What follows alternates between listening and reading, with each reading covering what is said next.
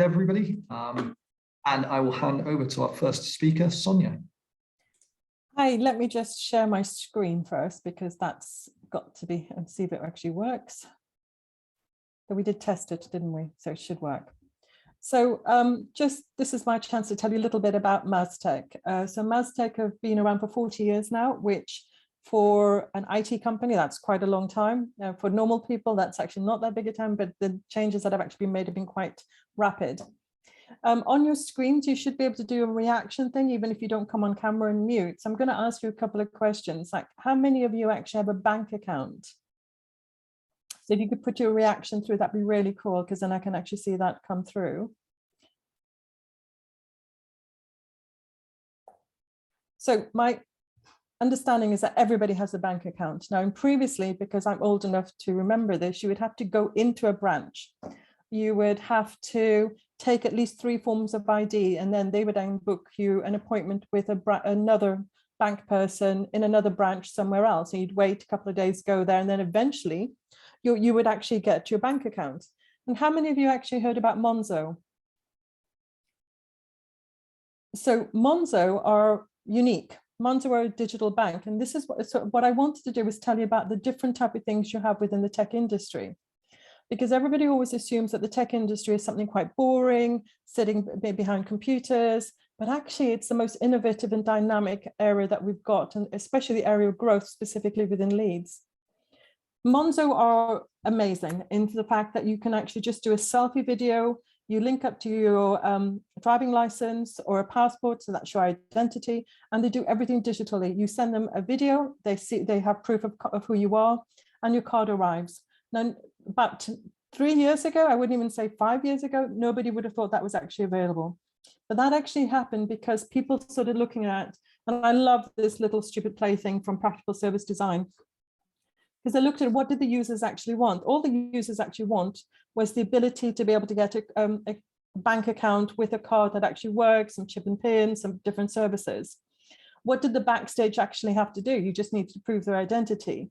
So the behind the scenes part of it was actually where the IT applications actually come. So this is what we call user service design. You engage with the users, you have an element of finding out what's actually required. You develop the innovation that's there, or we actually use the technology that's already there, because a lot of it isn't innovative, and you make an application that actually works. And that's what we try to do within Maztec. We're trying to provide solutions which actually work for the individuals and the clients that we have. So we are a global company. The headquarters is in India. And we were the first company in India to start a design thinking school and innovation group, where we try and get a lot of the different ideas through. And now we've got a global version of that one as well. And for my sins, we are the company that created the speed cameras and the traffic congestion cameras in London. So I live in London, and every time I go past a congestion zone, I curse, because it's my fault. Well, my company's fault, my current company's fault, for the reason why I'm going to get a ticket if I don't respond within 24 hours. But doing that, it was quite a revolutionary thing that they did, because we're linking up with the DVLA, they were linking up with the registry, they were linking with all sorts of different things and sending that through. So in terms of automation, it was quite a unique way of working. And that's the point of Maztec, that you don't just provide an off-the-shelf solution, you provide something that's different. There's a range of accolades there, which you can go through, the global ones and everything like that. That's not really fun to read, if you like, but it's there. I think the most fun for me was that in 2022, we were voted one of the top 10 best places to work for women. And in an IT industry, to be a best place for a woman to work, it's quite phenomenal. And it's one of the areas that I work in personally. I'm head of corporate social responsibility, so it's my job to make sure that people feel safe, welcome, and thriving within the organization. That it was going to be a video, which was a very pretty video, but it didn't work with sound. So I think Tom's going to send that across and make sure that it's available for people and they can have a look at it. The aspect I quite like about Maztec, which is different from some of the industries that I've actually worked through, is that you can join in any part of the organization and you can actually progress all the way through. So you don't have to have a linear career path, you can move all the way through. And we've got something called just-in-time aids, where you can actually have training throughout the whole career.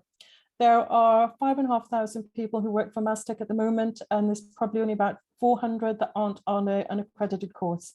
So every single person is there, and we have something called a Yammer account. And every day I get a Yammer notification that somebody else has passed an AWS certificate, someone has done an Azure certificate, someone has done their Python. It's literally constant. And we do everything that you can ever imagine.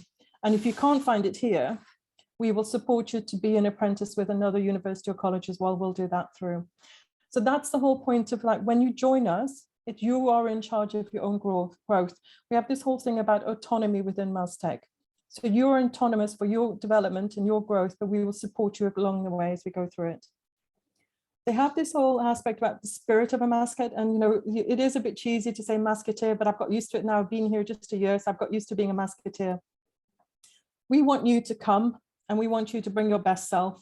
So we'll make sure that you're supported in terms of gender, identity, of culture, background, and aspects like that.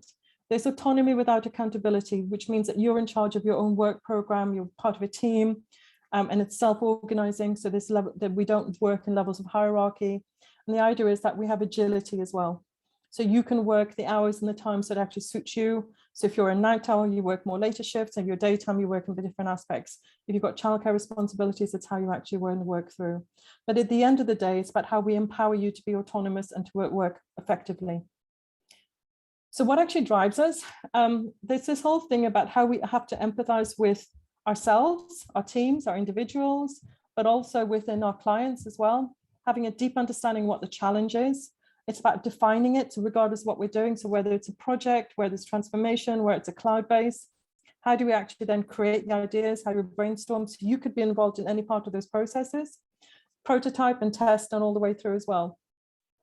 And I think the most important thing about this one, it's about how we can actually engage with individuals as we go through. So you don't have to be involved in just one part, you can be across the whole ball. So if you were interested in testing, you could be in testing on one project. If you wanted to be in user service design, you could be right at the beginning of another aspect. Another point that we actually say is quite important to us in terms of corporate social responsibility, we are very heavy in terms of corporate social responsibility. The heart of our founder is a gentleman called Akshang Desank, and his whole part was that we need to do things, we need to do it for the right reason. So we have a whole program of just giving. We have a target of touching 1,000 lives by the end of 2025, which is supporting individuals across the globe. We do various different aspects in terms of sustainability. We are working with innovation hubs to look at green code as well. So it's not just about sustainability and carbon offsetting, but how can we make sure we use less energy when we're doing the code practices and the digital transformations. And we do various aspects about whether it's running. We have a marathon every November, which I haven't done yet, but we have various different musical fundraisers globally that actually donate the money. And we so far have sponsored 480 graduates globally this year, and it's just July. So we're sponsoring the education. That's not hiring graduates, that's slightly different, but we're sponsoring the university's fees and the funds needed for 480 graduates across the globe. And those individuals who may not always be able to access education, may not always be able to afford it, but we're able to do that through. We do have a strong graduate program. And we do work out at the Leeds University as well. And my colleague, Nicole, who isn't actually on the call at the moment, but he's our lead for that one, where we will support you through our graduate program. You could be a psychology major and come and work with us as a tech graduate. You will come as a full-time employment. You have a 12-week LEAP program where you leap into technology, and then you are on a shadowing program for another 9 months. And then you are then set free, if you like, or you're able to sort of decide which type of roles you'd like to work in. So there is a pathway in a program. For those of you that aren't graduates, we have a level 4 apprenticeship program that we work with. And also we recognize that you could come straight out of university and without doing the graduate program and come join us straight through. We currently have 165 vacant roles. And we made a promise to the UK government that over the next 3 years, we will create 1,600 jobs within the UK. 300 of them will be graduate entry jobs. So we're there to support you in however best we can do. I always end with this because remember, it's my bag, and I just think that because it's one of those aspects that we're not just a tech company to take money. We have got a net zero emissions globally by 2040, but in the UK by 2030. We're trying to achieve a gender diversity across the globe, and that's even in our Middle Eastern areas as well by 25, 26. We have the Touch a Million Lives, and we have this, the one that's particularly important within the UK, 25% on social return on investment. So for every different project that we have, we invest in schools, colleges, universities, programs and training programs. We run boot camps up and down the country to encourage people to do digital skills. The other aspect is in terms of sustainability. We're going to have reduced electrical energy by 53% in 3 years. We can't do that without developing green code. So that's why we have innovation hubs to specifically look at how we can create digital transformation on Oracle Cloud basis on a greener level. And I think that's me being quite quick and sharp for the other aspects. We've got any other questions?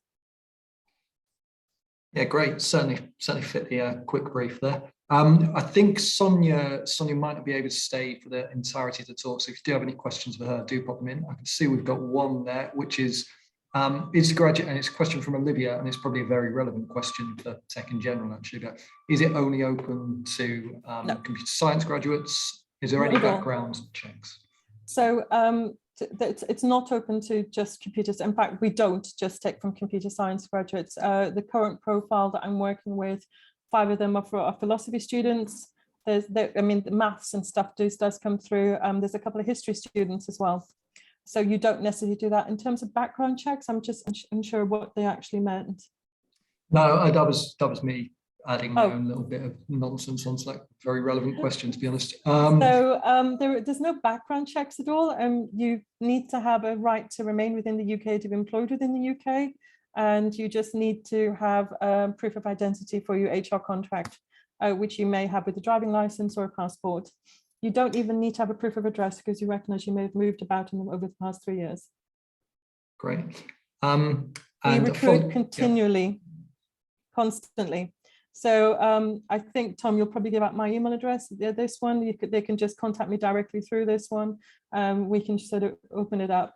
As you can tell, because projects don't just run from September onwards, projects are up and running. We've got a couple of projects starting tomorrow on a Friday, which is ridiculous. But it's trying to make sure you get people resourced and in place on a Friday. Doesn't always work, and it's holiday season, but projects work all the time. And we have a commitment to have at least 1 graduate based on each project. So we're always recruiting. Just a follow-on question to the question about, so there's no degree requirement, but what would you advise people who maybe aren't from a computer science or technical background in terms of their degree? What sort of skills or things would you be looking for in an application? So if you haven't had any technical skills at all, but you wanted to do a technical job role, your probably best bet is to do a local boot camp, a digital boot camp, which probably teaches you the basics of a JavaScript. We're talking about Sophia level 1 for anyone that works on the technical levels. And that tends to be about 10 to 12 weeks. And that gives you enough technical ability for you to actually join the company. It just almost at the start of a 10, because when you join, we do another 12-week intensive course with you to make sure you're up to all the levels.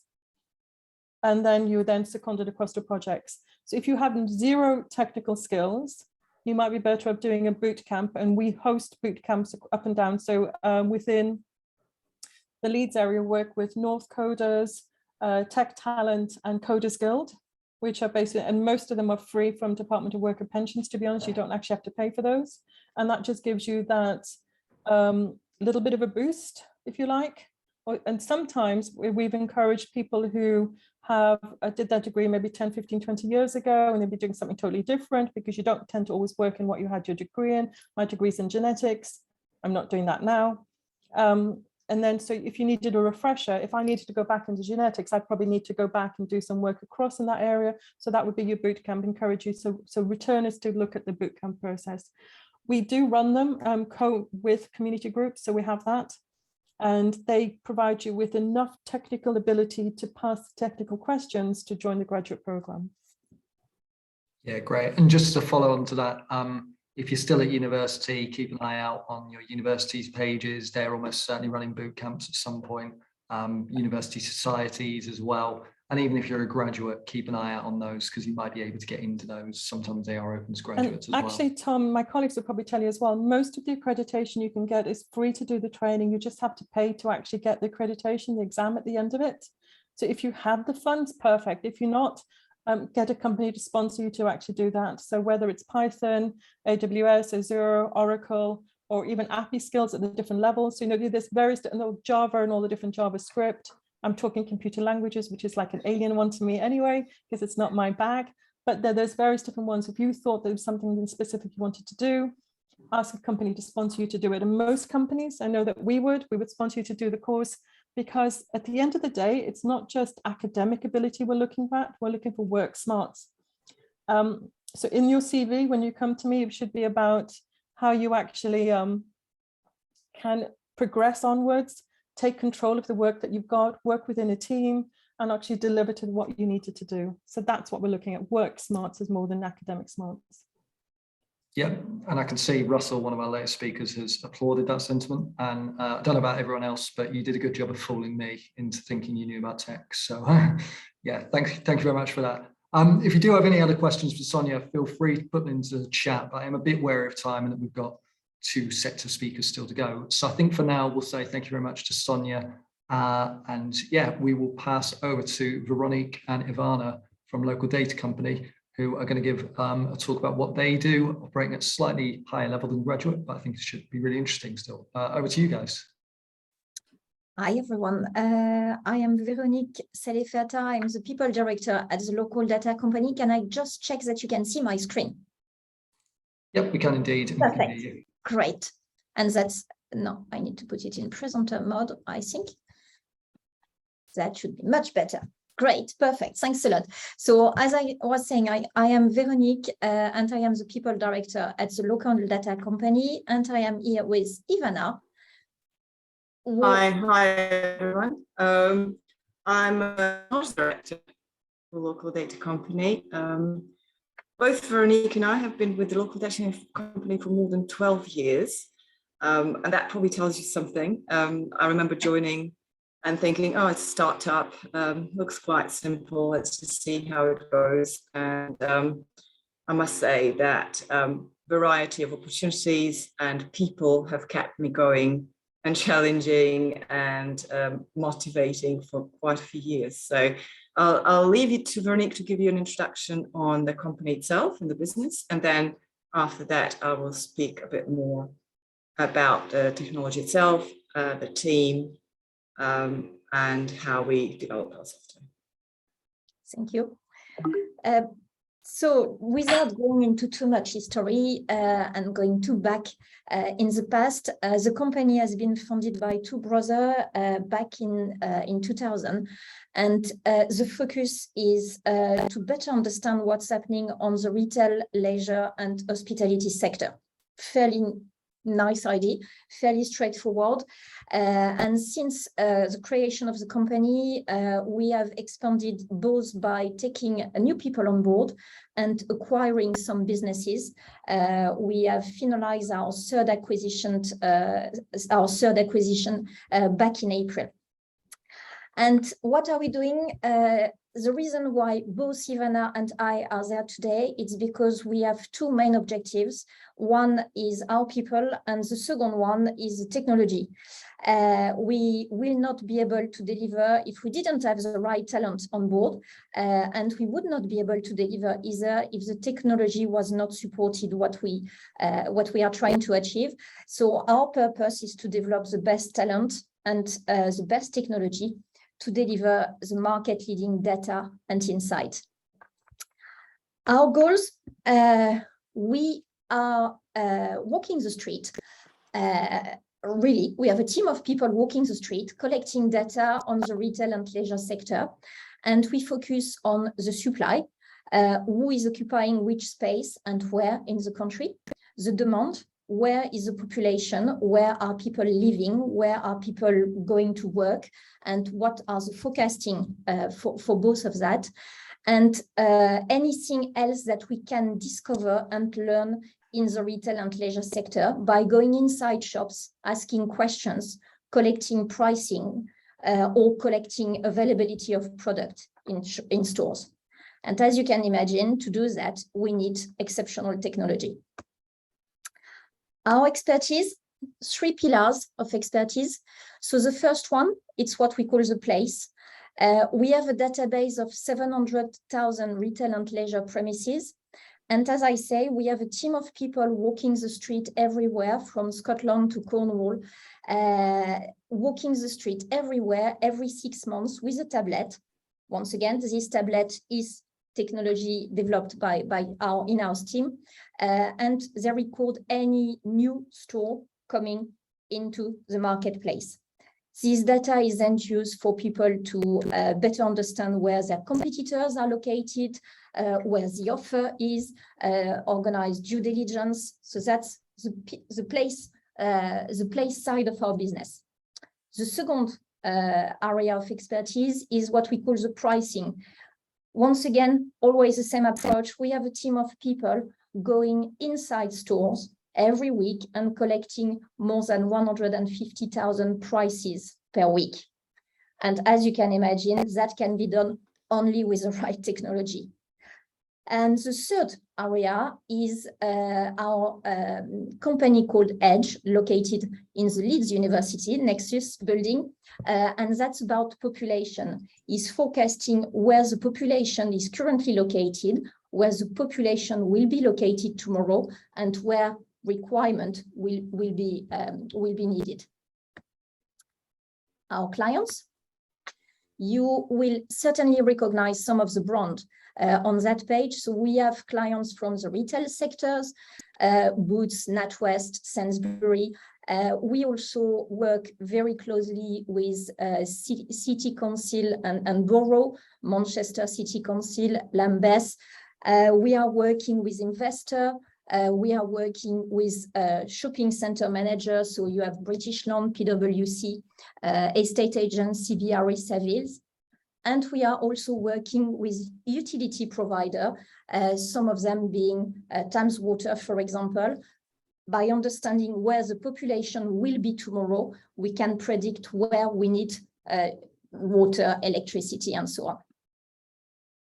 Our team, our commitment when we take people on board is to allow them to be their best and to challenge them. And as Ivana explained, I think the reason why we are both still there today, it's because the company is absolutely not the same than it was 12 years ago. Our job role are not the same either. We are always stretch, challenge in a very kind and supportive way. And in order to do that, we are giving people time to develop, to perform, to learn new skills. We are very woman-oriented company. I think 65% of our team are women, and we have 25% of our team members who are part-timer, just to give you a bit of information in terms of diversity.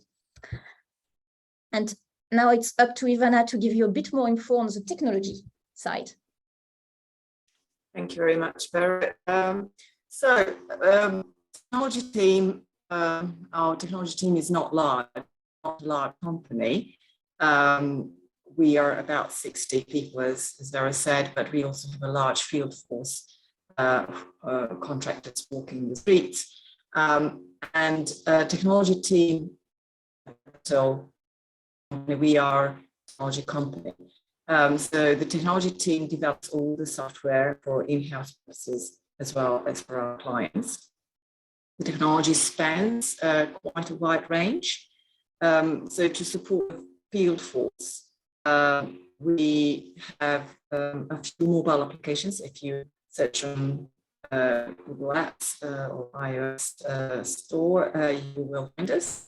That is used by our market researchers who are collecting data on streets, doing surveys or pricing, but also by our field researchers who are collecting data about what is there on the ground. And by the way, we're the only ones in the UK who are doing that, collecting data on the ground and the only ones that know exactly what's happening, which sometimes comes in very handy during COVID. That was a distinct advantage, knowing what's closed, what's open. The platform that we use to develop these mobile applications is Ionic framework, which spans Android and iOS using Angular interface, and therefore our developers actually can pick up the mobile development quite easy. If you can do Angular applications in web, and you can just learn a bit more and pick up the mobile development.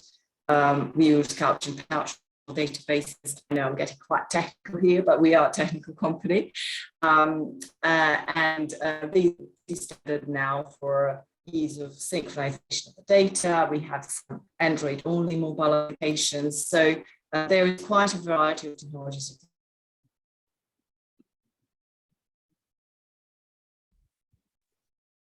I think we might just have lost Ivana there. That's what I think, yes. So let me take over. I'm not the technology director, so I hope she will be able to join back if there is any technical questions. You're back, Ivana. We cannot hear you. I really don't know what happened. Yeah, okay. I don't know what happened. Good. Right, so that was about mobile applications.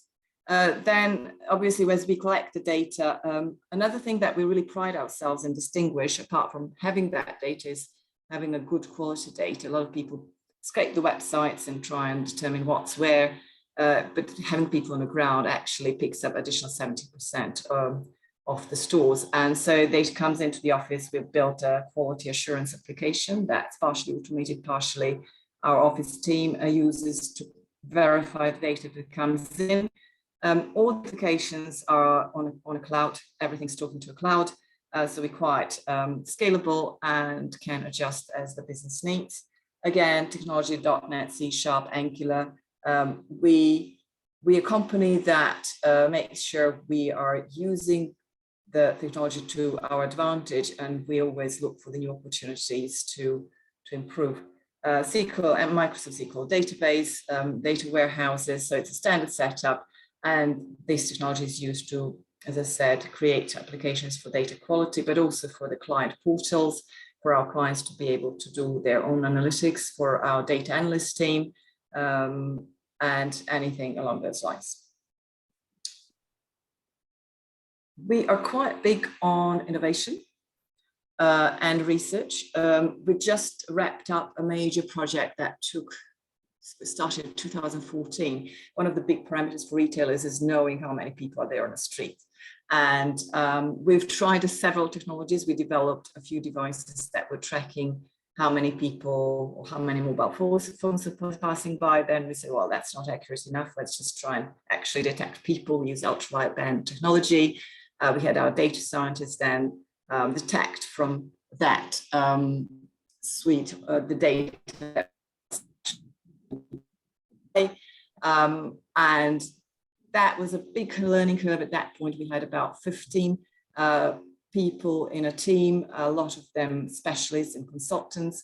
And that's, I'd say, the main way we train our people. It's all well doing the course and doing a test on a 3 days exam. But I think the real thing is when you are doing hands-on development. And so we quite often hire the top performers in their field. They introduce us into, say, in this case, IoT, the architecture, but our team picks up all these new skills and then they take over when the consultants leave. So this was, again, Azure-based solution with the Cosmos DB, with the Databricks and all the other supporting tools for the workflow. On the machines, we had Node.js, we used Bellana Cloud for IoT, Python for data science, and again, .NET C# and SQL database. And finally, there is a big development on a forecasting, and that involves, again, data science and data analyst teams. With Edge, which we acquired just recently, that's been a big boost to that part of the business. Edge already has evolved mathematical models to predict the population, developing needs for the water, electricity, schools, etc., etc., and now merging it with our data we are developing quite a lot of new models that will help our clients predict where to invest, where to open the new stores, where the biggest growth is in the next 5 to 10 years. About a team, just to say a few things. As I said, our team changes the size depending on how many parallel projects we have, but in general, it is not a big team. We are not a few thousand people company. That has its advantages to my mind. We pick really the top performing candidates. And I'll touch base on just on these discussion previously on a bootcamp. So, we've been hiring graduates before, but we realized that we really don't have a bandwidth to support them properly. So we've taken the decision to hire mostly senior developers, or the ones that are on the road to becoming seniors, that have some experience in developing. And we find that top performers learn really quickly. And the reason we're taking that route is that then people that are really high achievers and high performers work really well with each other, but eventually produce exceptional results. They challenge each other, they support each other. And so in terms of boot camps, I think there is a variety you can take. There are some that are longer than the others, but some like a launch school, for example, but that one will give you a craftsmanship skills that will give you a job in many top performing companies. And that's what we are aiming to be.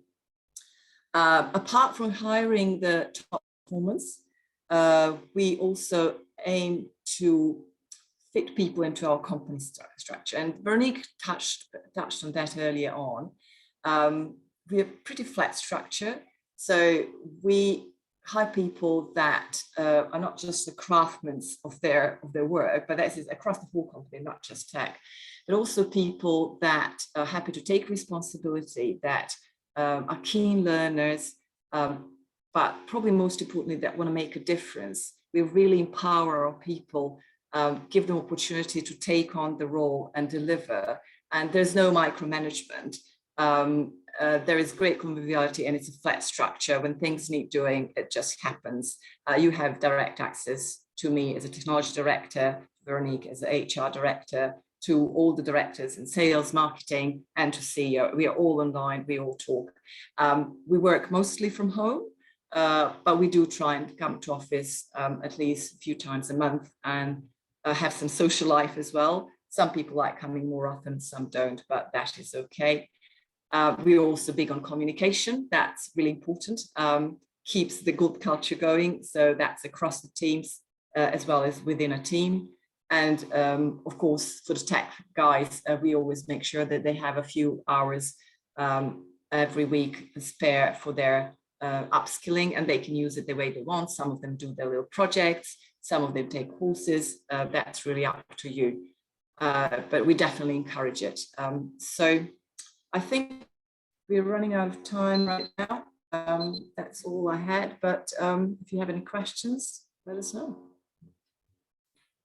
Yeah, thank you very much for that. A really interesting talk and a kind of interesting look at the other side, as we've got two big employers who hire a lot of graduates, an interesting look at a smaller employer who maybe, you know, might be at your next step along the road, because obviously it's a career in tech. It's not just your first step in tech, hopefully, if that suits you.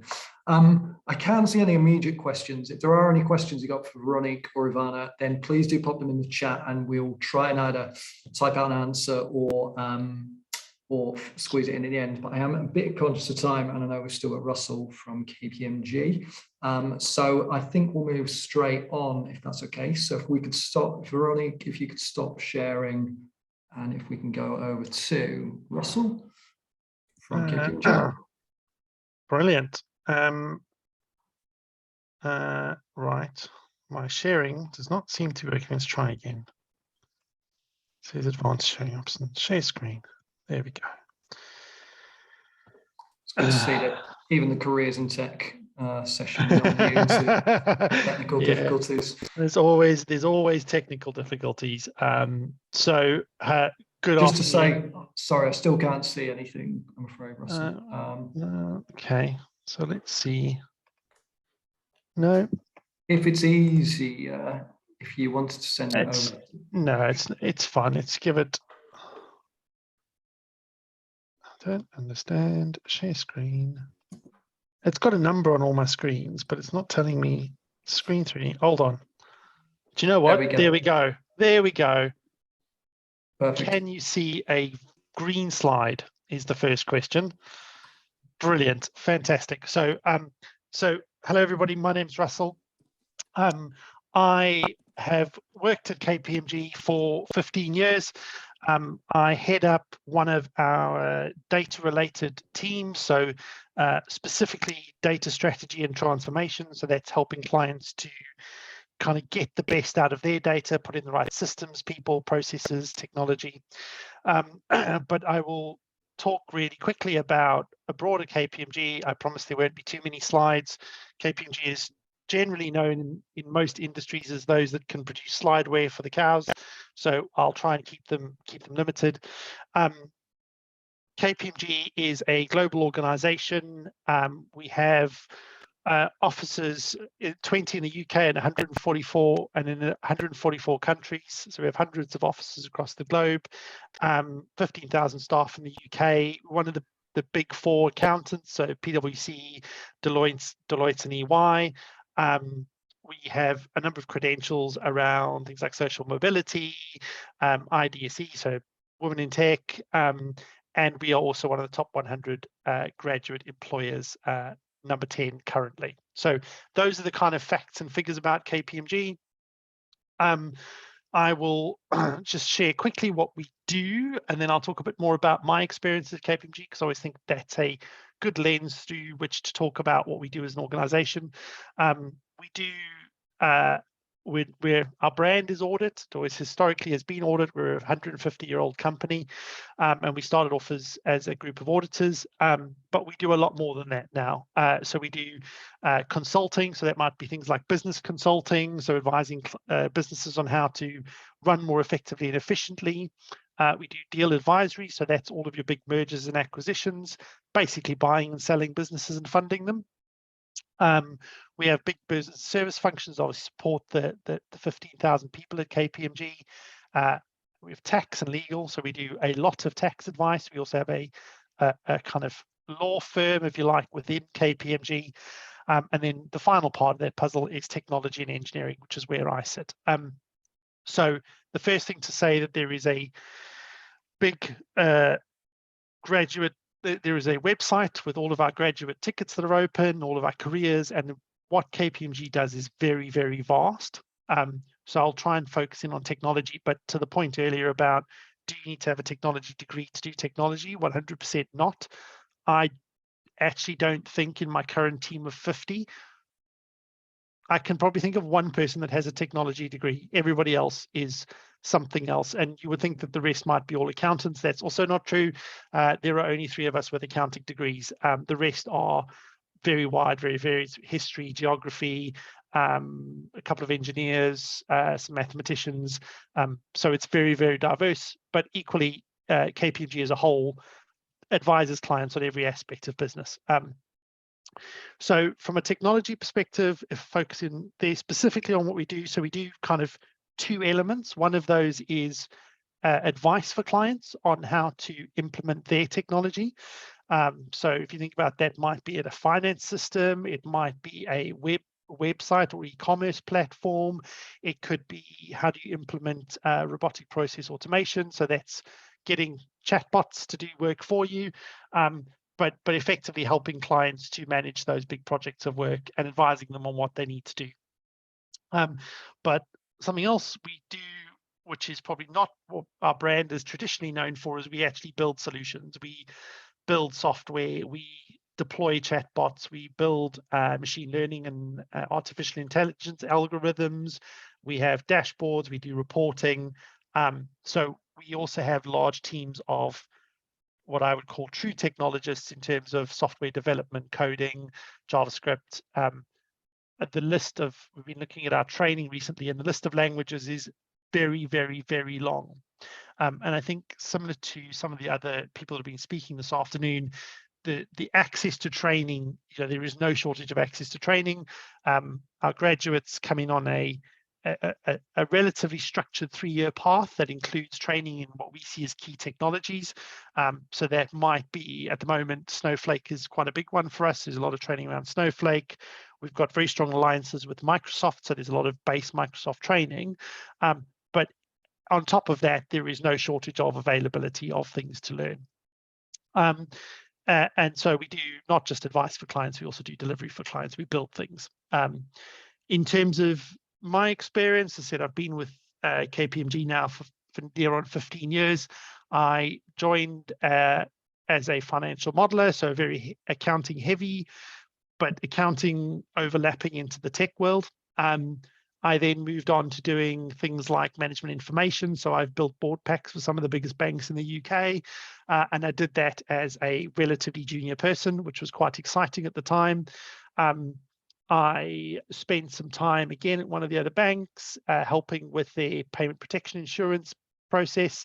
So I had a team of 15 people that managed when the unit could take breaks, what telephone calls were being taken, how many files we were reviewing, process 2,000 people, 1,000 people in the UK, 1,000 people in India. Again, relatively early on in my career, really interesting and exciting thing to be part of. I now help clients to set their strategies, and I work with clients that are quite small, so 10, 20 million turnover businesses. I was out at a business yesterday in Yorkshire that builds bollards for factories, owner managed, local business. Met with the owners and talking to them about how they can get more data into their manufacturing process and how we can help them to do that. And then on the other end of the spectrum, I have big global organizations, some household names. You'll notice I don't mention client names. It's definitely one of the things we don't do. But big household names, helping them to work out how they migrate data from one system to another. And that's what I do in our team at the moment. We typically tend to take on anywhere between 10 and 15 graduates a year, and that's just within my space. There are obviously, that's just within the regional analytics teams. That is broader as well. So we take on a lot of graduates in London, but it's across all of the offices. And so I would say, on average, 2 to 3 graduates on all of my projects, doing varying degrees of build, advice to clients, and any mix thereof. So that's me. That's what KPMG does. I think it's probably worth sharing just a little bit about the kind of different schemes that exist from a KPMG perspective. There is the graduate program, as I said before, kind of 3-year structured program. There is a shorter version of that lasts over 2 years called an intensive program, but broadly it's structured. Typically we get people to do a basis of a finance qualification, so something like CIMA. Don't let that put you off, because that is more about building a foundation, and then depending on which part of the technology teams you sit in, there will be then a set of structured training off the back of that. So for example, if you're in something like cloud operations, specifically on Azure, you'll have all the Azure accreditations, and similar to what others have said, funded Azure accreditations done, and you'll do training on that. Prior to that, there are a number of other programs. There's the first year program and the vacation programs. Again, those are opportunities really for you to get an insight into what it's like working at KPMG. One of my team actually has come through that route. The first project she did was with me out at the client in Manchester, and she came on as a vacation student. She came and helped us take some notes on the client and kind of give us her views, which is interesting because they're a fashion brand. And then she joined on the graduate program and is now just finishing her 3rd year as a graduate in our team, and has worked with about 5 or 10 different clients across multiple different sectors.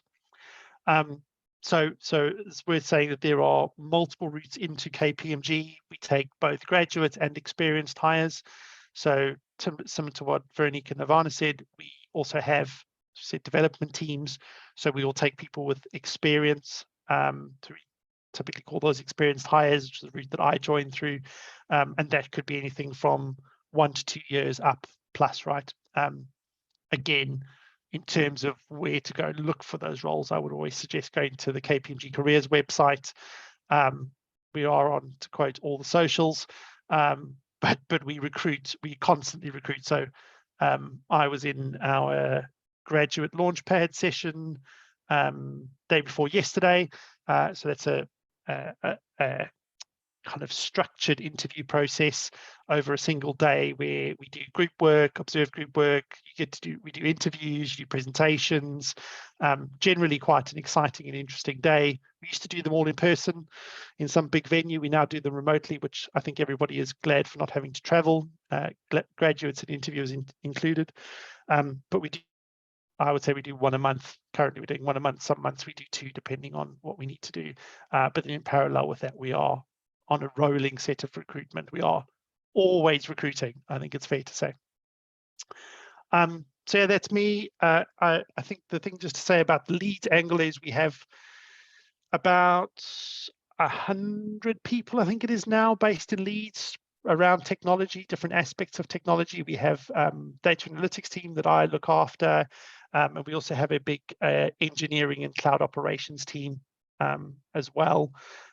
Again, fairly diverse teams in terms of background, skills, qualifications as well. So yeah, I think I'll probably pause there. I've talked quite quickly, which maybe gives us a little bit of time towards the end, but if there are any questions, then pop them in the chat, shout out. Again, we'll probably share around, and Tom at the end, share around the email addresses. Our graduate team is incredibly quick at responding to things. I think that's something we hear consistently through the recruitment process is if there are questions, that come up, they'll respond. And there's also some good communities that people can join to see what's coming up. I think maybe just one final point to make around, similar to what was said earlier, the thing to say around data analytics is there is so much available training out there that is free.